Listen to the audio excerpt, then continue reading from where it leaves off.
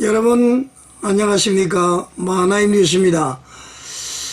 이번에 그 윤석열 대통령의 그 탄핵 심판과 관련해서 말이죠, 여러분들 좀 상당히 미스터리한 부분이 많이 있죠. 저도 이제 그 유튜브를 하고 있습니다만은, 유튜브를 보게 되면은요, 썸네일이 들어가 보면은 뭔가 있을 것 같고, 또 우리한테 상당히 유리할 것 같아서 이렇게 한번 들어가 보면은 사실 썸네일과는 전혀 관계없이, 그러니까 썸네일이 좀 과장이 되어 있다 이런 내용이죠. 그리고 이제 뚜렷한 결론이 없습니다. 그냥 그래서 뭐 쉬어가면서 봐야 되는지, 물론 저는 그 유튜브 방송을 할 때는 제가 신문이라든가 모든 것을 참고해서 또 제가 직접 판단을 해서 글을 써서 이렇게 저는 알려드리고 말이죠, 논평을 하고 그럽니다만은, 이게 썸네일을 보고 들어가서 실망해서 나오는 경우가 꽤 있습니다. 근데 뭐 이걸 누굴 특별히 선전하는 것은 아니고요. 또 이런 얘기를 하면은 뭐 여러분들이 너무 민감한 것 같아요. 최백묵 씨 팩트 있죠. 또 그분을 이야기를 하면은 조선일보 출신이라 그래서 또 저에게 비판하시는 분들이 있더라고요. 그래서 저는 최백묵 씨의 팩트, 그걸 아주 중요한 사실 그대로의 내용을 많이 하더라고요. 그런데 저는 그런 걸 보고 모방해서 하거나 뭐 그런 것은 없습니다. 자, 그런데 제가 여러분 왜 이런 얘기를 하느냐면은, 분명히 말이죠, 방송통신위원장 4대 4가 됐단 말이죠.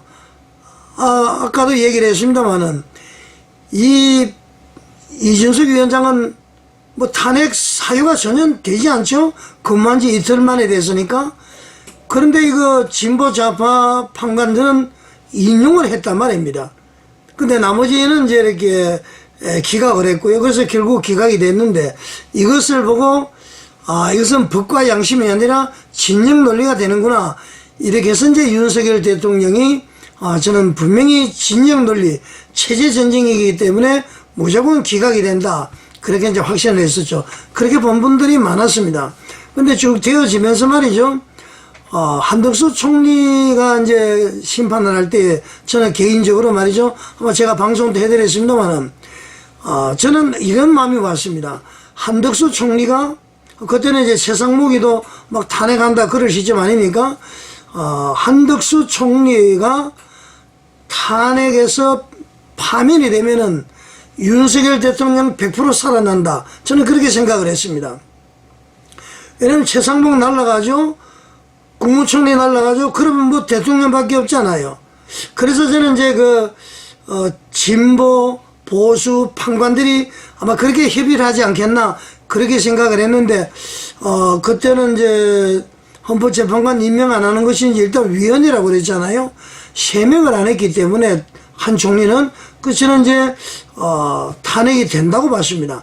그거 되면은 100% 윤 대통령은 기각 내지는 각하가 된다, 그렇게 봤는데, 의외로 그게 한덕수 총리가 각하가 됐어요. 그러면서 제가 상당히 고민을 하고 걱정이 되더라고요. 이러면 안 되는데 그게 이제 물론 이제 현실로 다가왔습니다. 근데 이제 아까 유튜브를 얘기했습니다만은, 뭐 성창경 TV나 몇몇 사람들 거 보면은 말이죠, 헌법재판소 내에 연구관이라든가 통해서 나오는 얘기, 온갖 얘기가 이렇게 유튜브에 나오잖아요. 뭐 김복형, 정계선이 다투었다, 정영식, 조한창, 김복형이 말이죠, 문영배 가서 압박해서 날짜를 4일로 잡았다, 이런 여러 가지가 있었단 말입니다. 저는 사실은 3월 31일 날, 4월 4일 날 선고된다는 걸 저는 어느 정도 감을 잡았습니다. 제가 이제 정보를 좀 말씀드리기는 그렇고 말이죠, 일단 저는 그렇게 봤습니다. 그런데 이런 얘기라든가, 그 다음에는 서정국 변호사 있죠.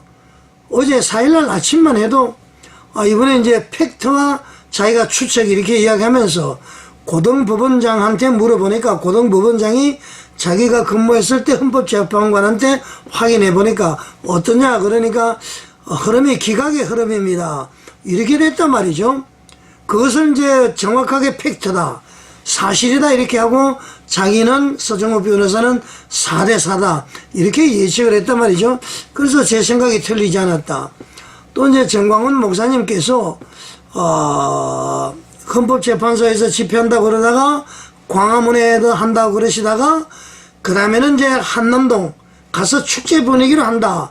이렇게 이제 장소를 변경을 하길래, 이것은 100% 이제 기각 내지 각하가 되다 보니까 탄핵 찬성하는 사람들이 이 탄핵 반대하는 대구본과 마찰이 있을까봐 피한 것으로 이렇게 생각을 했습니다. 또 제가 확인해보니까 100%가 말이죠.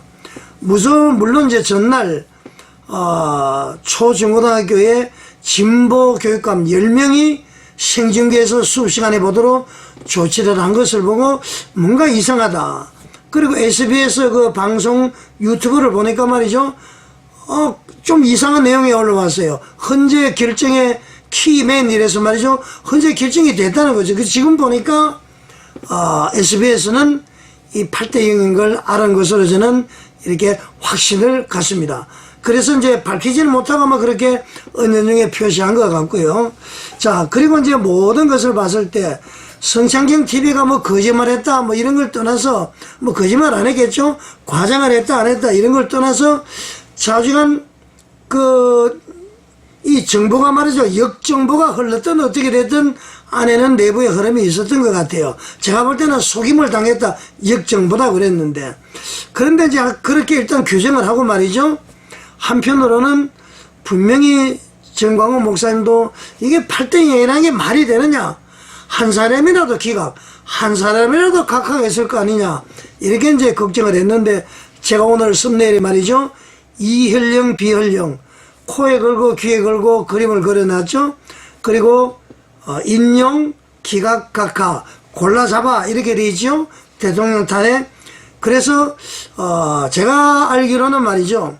헌법연구관들이 인용 결정문, 기각 결정문, 각하 결정문 3개를 다 써놓고 말이죠. 이제 평일을 하고 평결을 해서 평결 때 각하로 결정되면은 그때 새로 쓸 수 없으니까요. 각하 결정문을 읽고 인용은 인용 결정문을 읽고 기각은 기각 결정문을 가서서 읽는다. 그래서 골라 잡아 이렇게 이제 표시를 했는데요. 그런데 제가 보더라도 이렇게 거짓 정보일 수도 있지만 그래도 최소한 5대 3은 되지 않았느냐. 왜냐면은 이 민주당에서 계속 마흔역 임명하라고 그렇게 강조를 하고 말이죠. 그것도 이제 뭐 눈속임이었는지는 모르겠습니다만은 그때까지 이제 인용 인원이 안 됐다는 얘기 아닙니까? 근데 갑자기 결정됐단 말이죠. 그래서 저는 이렇게 한번 추측을 해봅니다. 지금 제가 사진을 한번 올려드리겠습니다만은 만약에 5대 3이 되었는데 몇 명이 이렇게 이제 기각 내지는 각하를 하는데 만약에 이분들이 협박을 받았다면은 만약에 매수를 당했다면은 뭐 그럴 리는 없겠지만은 뭐 매수한다고 헌법재판관들이 매수 당하겠습니까? 그런데 말이죠. 이재명 대표 주변에서 뭐 이재명 대표와는 관련 없더라도 이 목숨을 끊은 분들이 많잖아요. 자기 주군을 보호하기 위해서. 자기가 살았으면은 진술할 수도 없고 안 할 수도 없고 난감하고 그래서 이제 세상을 떠났다. 이렇게 이제 우리가 추측을 할 수가 있는 거 아닙니까? 이재명 대표 관련 관계를 떠나서 말이죠. 그런 것처럼 만약에 북한에서 말이죠. 이 민노총에 지시를 한다고 그랬죠. 이태원 사고도 그렇고 전부 지령이 내려온다고 그랬습니다. 윤석열 대통령께서 취임하기 전부터 윤 대통령을 탄핵을 하라. 이렇게 지령이 내려왔다는 거 아닙니까? 간첩들이 우리나라에 득식을 합니다. 그래서 말이죠. 혹시 북한의 간첩들이 우리 헌법재판관들을 압박을 한 일이 없었을까? 그런 생각을 한번 해봤습니다. 그냥 추측인데요. 자, 여러분 박상학 씨 아시죠? 이번 그 기사가 말이죠. 2013년 10월 30일 조선일보 기사인데요. 이제 사진을 제가 올려드리겠습니다. 한번 보십시오. 거기 보면은 말이죠. 이분이 최근 가족까지 최근에 말이죠.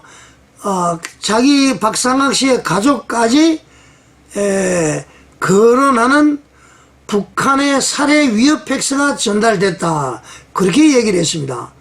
제가 한번 박상학 씨 아시죠? 최근에 가족까지 거론하면서 살해하겠다는 북한에 팩스가 전달됐고 재작년 9월 그러니까 13년도니까 말이죠. 11년이겠죠. 11년도에는 위장 탈북자 그러니까 그 간첩이죠. 위장 탈북자가 자기 대북 풍선 날리기 단체 거기에다가 지원을 해주겠다면서 접근을 해서 독침으로 살해 시도를 했었다. 그런 얘기를 기사에서 밝혔습니다. 그래서 혹시나 말이죠.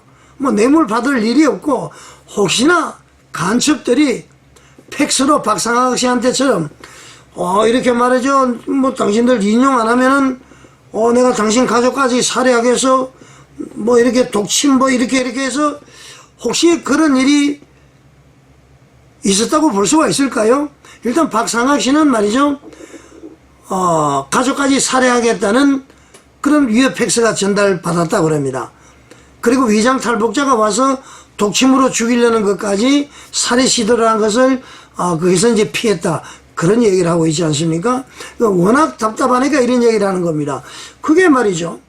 분명히 그래도 100% 8대 0은 아니었던 것 같은데 흐름으로 봤을 때 그렇다고 해서 말이죠.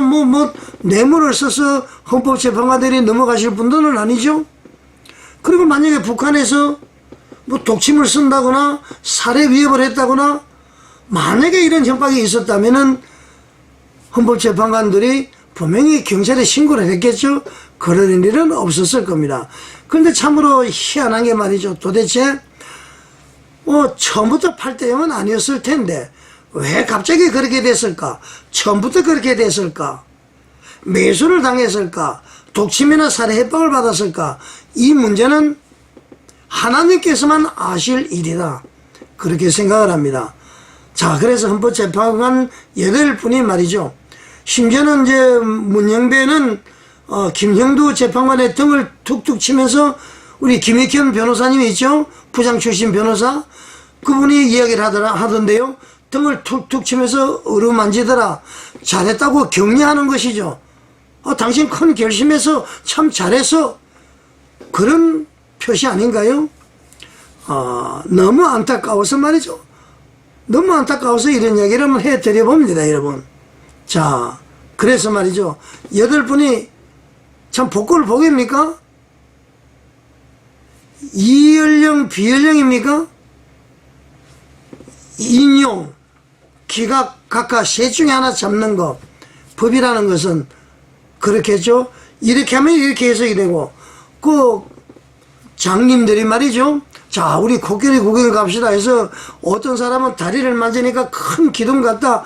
배를 만지니까 큰 벽면 같다. 말이죠. 상아를 만지니까 큰 갈고리 같다. 코를 만지니까 뭐 같다. 각각 그렇게 하죠. 그 부분밖에 모른다는 얘기입니다. 자, 우리가 숲을 봐야 되는데 전체를 봐야 되는데 나무를 보게 되면은 판단을 거르칠 수가 있다. 그런 것입니다. 그래서 재판관들이 말이죠. 자, 이 법 해석이 말이죠. 인용으로 해석될 수도 있고 기각으로 해석될 수도 있고 그 윤 대통령의 행위가 말이죠. 각하로 해석이 될 수가 있다. 저는 그렇게 봅니다. 그런데 그러니까 세계를 쓴 거 아닙니까? 헌법재판 연구관들이. 그런데 편결을 하면서 이거 인용으로 가자. 그래서 인용을 선택한 것이다. 그러니까 더불어민주당이나 이런 분들도 말이죠. 승리의 쾌감을 누리지 마세요. 그것은 셋 중에 하나 중에 인용을 선택한 것밖에 없다. 진실은 이제 하나님께서만 아시는 것이고 말이죠. 자, 여러분 참 복잡하죠. 대한민국이 이렇게 돼서 되겠습니까, 여러분? 제가 이야기를 했지만은 김재원 전 국회의원 같은 경우는 이거는 판결이 정치 판결이다. 법 내용이 하나도 없다고 그러는데 저는 반대로 봅니다. 정치 논리를 보게 되면은 일단 저는 말이죠. 비상계엄 그 자체는 좀 문제가 있다라고 처음부터 생각한 사람이에요. 그러나 그 내용을 봤을 때에 비상계엄을 선포하지 아니하고는 안 될 상황이었다. 물론 이제 여러 가지가 있습니다만 계엄을 선포하지 않으면 안 될 상황이었다. 그래서 이제 정치적인 논리로 계엄을 정당화를 했는데 한도수 총리가 말이죠. 국무회의가 없었다는 식으로 이렇게 진술을 해보려고 하니까 아주 난감한 부분이 있었죠. 보수 재판관들도 좀 어려운 부분이 있긴 있었을 겁니다. 자, 그래서 말이죠. 아까 제가 이야기를 한 데서 정리를 하면은 인용, 기각, 각하. 이쪽에서 보면은 인용, 저쪽에서 보면은 기각, 이쪽에 요석에서 보면은 각하. 그러니까 말이죠. 이열령, 비열령, 귀에 걸면 귀걸이, 코에 걸면 코걸이, 이렇게 돼서 되겠습니까, 여러분? 국가의 운명을 정하는데 말이죠. 그래서 이것이 이제 그래서 정치적인 논리, 간첩법, 예산, 물론 예산도 말이죠. 계엄 선포 이후에 통과됐다고 이야기를 하는데 말이죠. 뭐 일단 시장하는 그렇습니다. 전체를 보게 되면은 대통령의 고충을 알아줄만 하지 않았나. 복귀해서 개헌을 하고 하겠다 이렇게 약속을 했잖아요. 그러면은 판단할 수 있는데 아주 엄격하게 법률적인 잣대를 들이댔다. 그러니까 김재원 의원과는 제가 의견이 상반됩니다. 정치적인 논리로 봤더라면은 이것은 윤 대통령은 각하 내지는 기각이 될 수밖에 없다. 그러나 법적인 논리로 봤을 때 사실은 21세기 대명 전지에 이 비상계엄이 웬 말이냐 이렇게 이제 법적인 것대로 엄격하게 보니까 국회 출동한 군인들도 그냥 넘어갈 수 있지만은 법적인 잣대를 엄격하게 보니까 법 위반이 되어버린 것이다. 참으로 안타깝습니다. 자, 여러분, 우리 이번 대통령 선거는 말이죠. 제가 이제 다시 한번 방송을 하겠습니다만은 보수 대결집을 하면은 결코 이재명에게 지지 않습니다. 저는 그렇게 확신을 합니다. 자, 이열령, 비열령. 그 다음에는 뭐 돈으로 매수는 안 됐을 겁니다. 북한의 협박도 없었을 겁니다. 그래서 앞으로는 말이죠. 법과 양심에 따라서 전체 숲을 볼 수 있는 그러한 분들이 판관이 됐으면 좋겠고요. 윤석열 대통령의 형사권 그리고 뭐 수방사령관, 정보부 사령관 지금 말이죠. 곽종건이는 보석으로 풀려났더라고요. 또 이번 일로 그 구속이 되신 분들 이분들 뭐 금방 풀어줄지는 어떨지 모르겠습니다만은 대선을 승리하게 되면은 그분들에게도 상당히 좋은 일이 있지 않을까 그렇게 생각합니다. 후보자를 잘 선택하고요. 이재명을 꺾을 수 있는 사람 이런 사람을 선택을 해야 되겠다. 국민의힘 혼자만으로는 절대로 되지 않습니다. 뭉쳐야 됩니다. TF팀을 만들어야 됩니다. 자, 그것은 다시 한번 제가 대안을 제시하겠습니다. 여러분 희망을 가지십시오. 시청해 주셔서 감사드립니다.